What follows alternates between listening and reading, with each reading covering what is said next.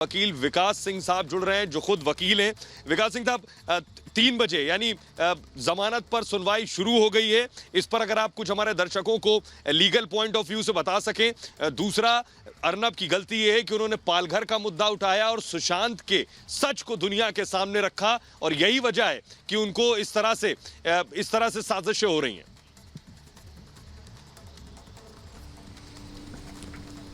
देखिए, जो मेरा मानना है कि प्रेस हमारे इस देश में अगर प्रेस फ्री नहीं होगा और अगर प्रेस को इस तरह का अगर उस पर एक हमेशा एक डेमोक्लिस स्वॉर्ड या एक समझिए एक हथकंडा अगर सरकार अपनाएगा उनको प्रेस को दबाने के लिए, तो फिर हमारी डेमोक्रेसी एक प्रॉपर डेमोक्रेसी नहीं कहलाएगी।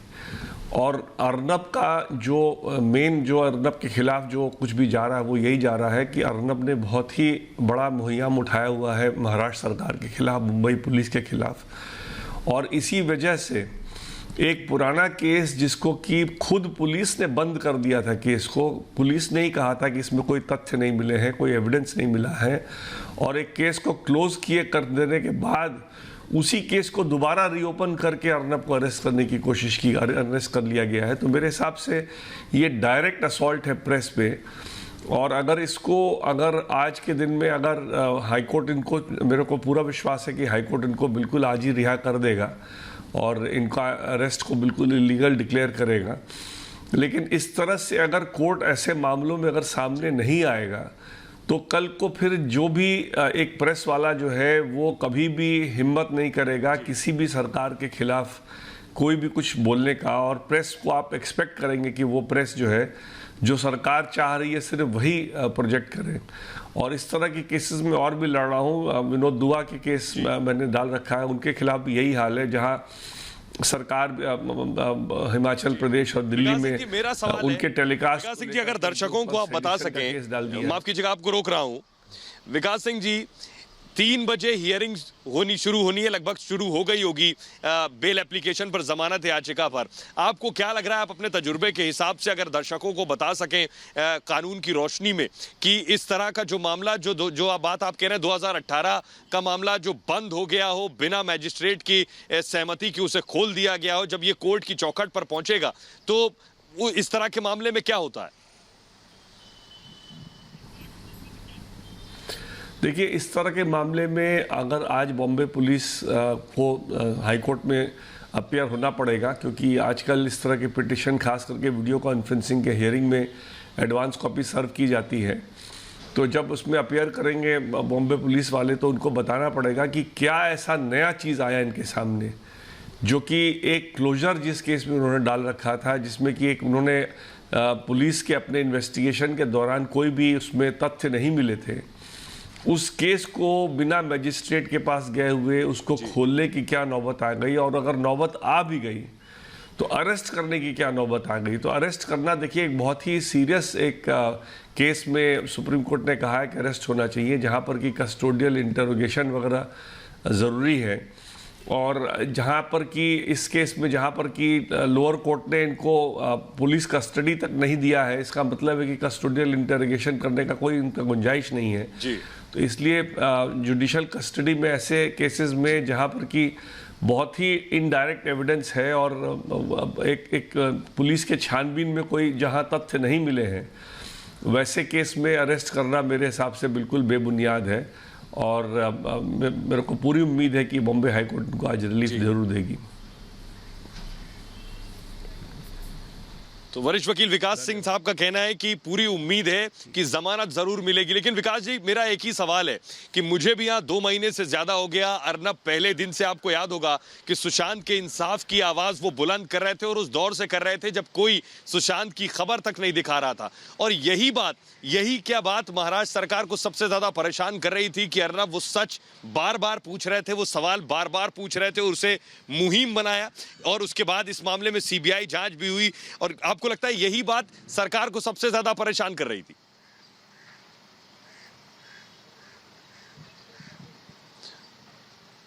तो विकास सिंह हमारे साथ नहीं है, लेकिन हमारे साथ पूर्व जज जरूर मौजूद हैं जिनसे हम बात करना चाहेंगे। हमारे साथ मौजूद हैं सीपी सिंह साहब। सीपी सिंह साहब, मेरा आपसे यही सवाल है सीपी सिंह साहब, हियरिंग शुरू हो गई है, इसलिए मैं कानूनी पक्ष जानना चाहता हूं। दर्शक हमारे जो देख रहे हैं, जो जानना चाहते हैं कि आखिर अर्नब फिलहाल कहाँ है, तो मैं बता दूं, मैं जहां खड़ा हूं यहीं पीछे अर्नब गोस्वामी है, लेकिन हमारे साथ सीपी सिंह साहब बने हुए। सीपी सिंह साहब, हियरिंग बेशक शुरू हो गई है बेल पर, और खबर यह भी है कि मुंबई पुलिस भी सारे हथकंडे अपना रही है जमानत के खिलाफ। अगर आप बता सकें कि हमारा पक्ष आपको जरूर नजर आ रहा है मजबूत, लेकिन दूसरी तरफ से पुलिस के सामने, पुलिस के पास क्या कुछ है कहने के लिए इस मामले में? आपको लग रहा है बहुत कुछ है नहीं पुलिस के पास इस मामले में जमानत का विरोध करने के लिए? मेरे हिसाब से पुलिस के पास विरोध करने के लिए बहुत ज़्यादा तथ्य और साक्ष्य नहीं होने चाहिए, क्योंकि अगर उनके पास कोई तथ्य और साक्ष्य होते तो वो पहले ही क्लोजर रिपोर्ट नहीं देते। क्लोजर रिपोर्ट के बाद उन्होंने किस आधार पर खोला, ऐसी कोई भी साक्ष्य अभी तक मीडिया में कहीं भी नहीं आई है। ऐसा लगता है कि उन्होंने केवल मात्र इनको परेशान करने के लिए ये किया, और वहाँ पर आर्ग्यूमेंट्स में केवल वो ये कह सकते हैं कि साहब मरने वाले ने ये कहा था कि अर्नब गोस्वामी ने पैसे नहीं दिए। तो ये कोई ऐसी एविडेंस नहीं है जिससे कि ये प्रमाणित होता हो कि अर्नब गोस्वामी ने उनको सुसाइड करने के लिए बाध्य किया हो या उकसाया हो। जी, और मैं तो ये भी कहता हूं कि इनका जो अरेस्ट का तरीका था वो बिल्कुल सिंह साहब, लेकिन एक और तो था ही था, मानवाधिकार। सिंह साहब, जो बात विकास सिंह साहब ने कही, जी सिंह साहब, विकास सिंह साहब ने जो बात कही उस पर भी अगर आप रोशनी डालें। वो कह रहे हैं कि ये सवाल पूछा जाएगा, बताइए आपने अगर केस को रीओपन किया तो इसमें नया क्या मिला आपको जिसे आपने बंद कर दिया था? हाँ बिल्कुल, मैं यही बात कह रहा हूँ। जब एक दफे बंद कर दिया, खोलने के लिए कुछ नई बात होनी चाहिए उनके पास। नई बात उनके पास कोई भी नहीं थी। अगर कोई नई बात थी तो वो कोर्ट के संज्ञान में लाते, अर्नब से एक्सप्लेनेशन सीख करते कि भाई ये कोई नई बात आई है। और अर्नब कोई डकैत, डाकू, गुंडा नहीं है जी, जो कि आता नहीं। वो तो खुद ही पहुंच जाते। अगर ये कहते कि भाई आप आओ, हमें आपसे कुछ पूछना है, तो खुद ही पहुंच जाते वहाँ। तो ऐसे केसेस में तो चांसेस बेल के काफी हैं, यद्यपि बेशक बड़ी बात यही है जी, नहीं है, लेकिन उन तस्वीरों को सर पूरे देश ने देखा है और सभी के जहन में वो तस्वीरें, इसी बात का गुस्सा असर है। माफ कीजिएगा, आपको रोक रहा हूं, बरखा त्रैन हमारे साथ बनी हुई है। बरखा जी, सवाल यही है, जो बात कह रहे हैं, अर्नब कोई डकैत नहीं, अर्नब कोई आतंकी नहीं। जिस तरह से उनकी गिरफ्तारी हुई, वो भी उस मामले में जो बंद कर दिया गया था, उस मामले में जिसमें नया आपके पास कुछ नहीं था, उस मामले में जिसमें आपने मजिस्ट्रेट से सहमति भी नहीं ली, कंसेंट भी नहीं लिया। बरखा त्रैन जी, ये तो साफ बता रहा है कि ये सिर्फ एक प्रतिशोध है, ये सिर्फ एक बदले की भावना से की गई कार्रवाई है। दिख रहा है कि ये प्रतिशोध में किया गया हुआ सारा कार्य ही उस प्रतिशोध में किया गया है। साफ साफ पूरा देश अर्नब के साथ खड़ा है, वो शेर के साथ खड़ा है।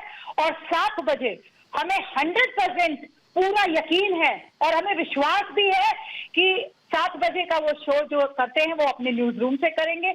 और जो टीआरपी है, आप अगर उसकी बात करें तो ऑल टाइम हाई जाएगा आज का, क्योंकि पूरा देश जो है वो सच के साथ खड़ा है। सच परेशान हो सकता है लेकिन पराजित नहीं हो सकता। और ये जो पूरी कोशिश की गई है, ये सिर्फ इसलिए की गई है, साफ साफ पूरे देश के बच्चे बच्चे को पता है ये कि पालघर के साधुओं के साथ खड़ा था, सुशांत के साथ कौन खड़ा था। तो उन्हीं की आवाज दबाने के लिए ये सारा कुछ किया गया है। लेकिन आप एक आवाज दबाएंगे तो हजारों आवाजें उठेंगी, और उसमें से मेरी भी एक आवाज है जो लगातार उठती रहेगी। जब तक इस देश में अन्याय होता रहेगा किसी के साथ, मैं उनके साथ खड़ी रहूंगी। और अर्नब जो एक पूरे देश को सच की तस्वीर दिखाने की कोशिश कर रहे हैं, लगातार एक्सपोज करते आए हैं मुंबई पुलिस को, तो मुंबई पुलिस ने उन्हें फंसाने की कोशिश की है। मैंने आज तक पूरी हिस्ट्री में कभी नहीं सुना कि किसी के साथ इतना लंबा इंटेरोगेशन हुआ जो उनके साथ अभी कुछ दिन पहले हुआ था। और अभी भी लगातार उनके घर में जैसे पुलिस घुस के गई है, पुराना कोई केस खोला है, ऐसे अब लगातार और भी केसेस खुलेंगे, ऐसी संभावना है। मेरे को ऐसा लगता है उनको बहुत सतर्क रहने की जरूरत है। लेकिन यहाँ पे मैं ये भी कहना चाहूंगी कि इंटरवीन करना चाहिए हमारे देश के रक्षा मंत्री, हमारे देश के जितने भी मंत्री हैं, प्रधानमंत्री जी हैं, होम मिनिस्टर साहब है, उनको इंटरवीन करना चाहिए यहाँ पे कि ये हो क्या रहा है। ये बिल्कुल गलत है। हमारे साथ एडवोकेट सुभाष झा जुड़ रहे हैं। जी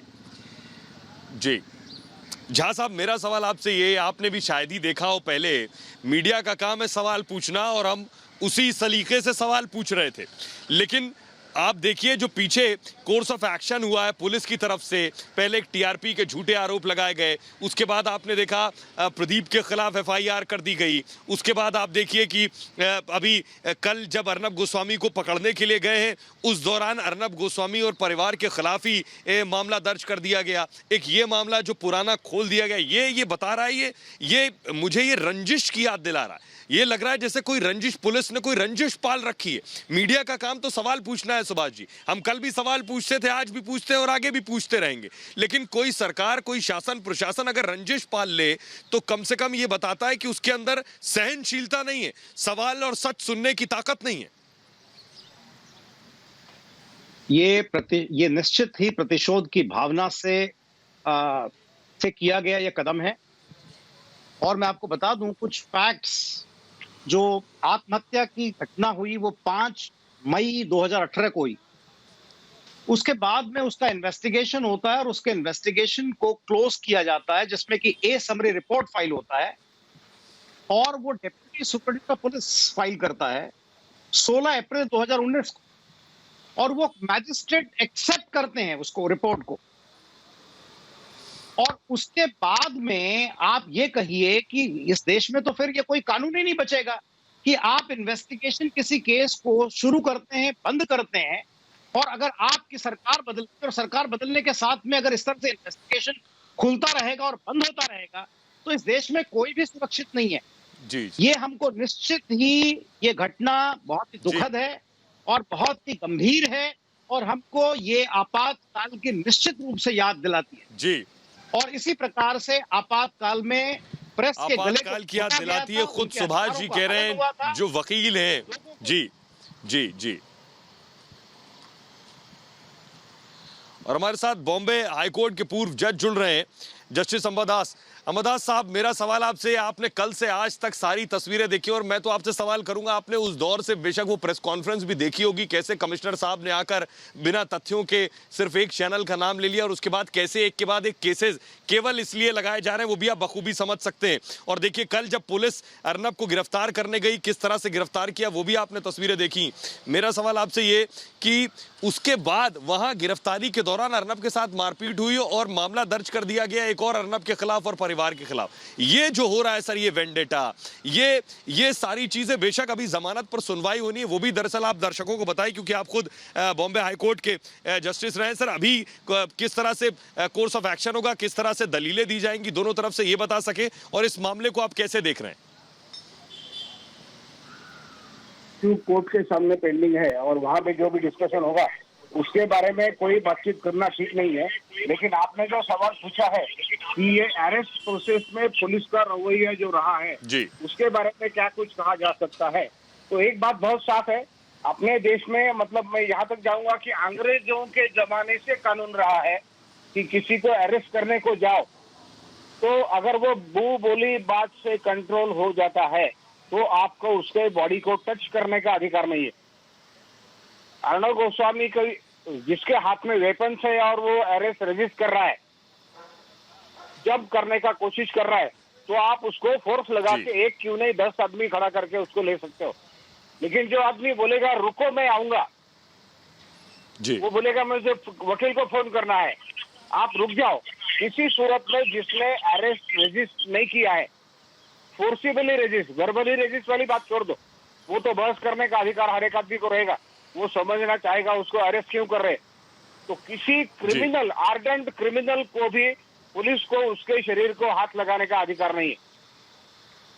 ये तरीके से ये लोगों ने जो किया है, ये अर्नब के साथ में तो रॉन्ग हुआ है, लेकिन ये सुप्रीम कोर्ट जजमेंट के कॉन्ट्री बिहेवियर है जो पुलिस वालों को 50 साल पहले समझा है।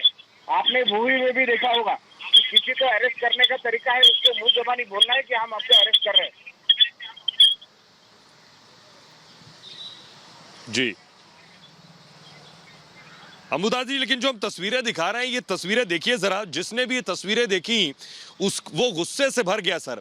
एक देश के संपादक को, एक उस संपादक को जिसका चैनल नंबर 1 है, वो संपादक जिसके दामन पर एक दाग नहीं है, उसके घर में इस तरह से पुलिस का घुसना, उसके बाद उसके सहयोगियों को, जो चैनल के बाकी लोग थे, उन्हें हटा देना वहां से, उसके बाद उसके साथ धक्का मुक्की करना। और देखिए वहां खुद एनकाउंटर स्पेशलिस्ट भी पहुंचते हैं।